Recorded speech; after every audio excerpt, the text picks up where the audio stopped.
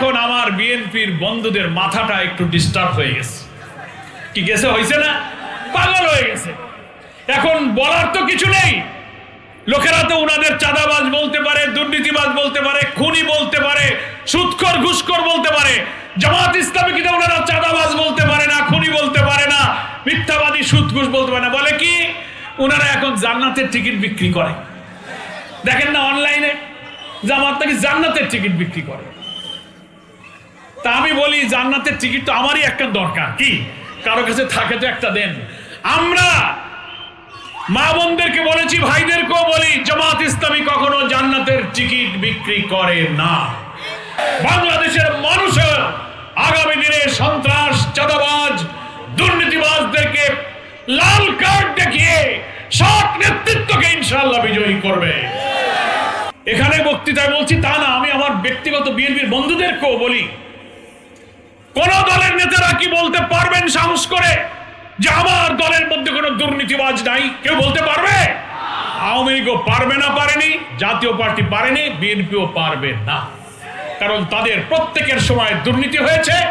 MP মন্ত্রীদের নামে দুর্নীতির মামলায় তারা জেল খেটেছে, নাকি বলেন?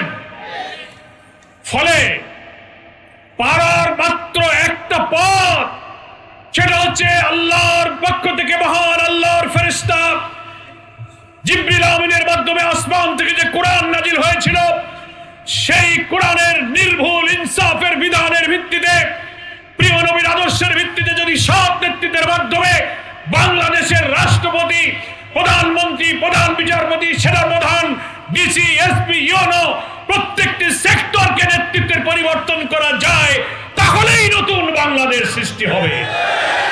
কোরআনের বিধান ছাড়া সুশাসন তৈরি হবে না। আমি চ্যালেঞ্জ দিলাম জাতীয় পার্টিকে, চ্যালেঞ্জ দিলাম আওয়ামী লীগকে, চ্যালেঞ্জ দিলাম বিএনপিকে। কোন দলের নেতা এই সাহস নিয়ে বলতে পারবেন জামাত ইসলামীর আমির ডক্টর শফিকুর রহমান, আপনাদের মনে আছে ঐতিহাসিক সোহরাওয়ার্দী উদ্যানের বিশাল জাতীয় সমাবেশে বক্তৃতা করেছিলেন, খেয়াল আছে?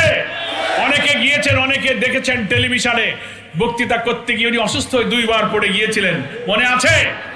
বসে পড়ে কিছুক্ষণ আবার তিনি বক্তৃতা করেছিলেন। সেই বক্তব্য এখনো কিন্তু গণমাধ্যমে আছে।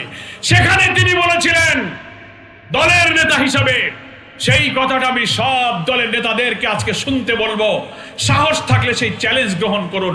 উনি বলেছিলেন, বাংলাদেশে যদি জামাত ইসলামীর হাতে আল্লাহ তাআলার দিন বিজয়ী করার জন্য জনগণ রাষ্ট্র ক্ষমতা দেয়, আমরা শাসক হব না, আমরা সেবক হব। তিনি বলেছিলেন, নির্বাচিত জামাতের কোন এমপি মন্ত্রীরা সরকারের কোন ট্যাক্স ফ্রি গাড়ি, সরকারের কোন প্লট, ফ্ল্যাট, কোনো কিছু গ্রহণ করবে না। অন্য দলের লোকেরা এই কথা বলতে পারবে না, কারণ বলবে যে এই যদি না নিলে আপনি ভোট করে লাভ কি? যে জন্যই করলাম তাই তো হইল না।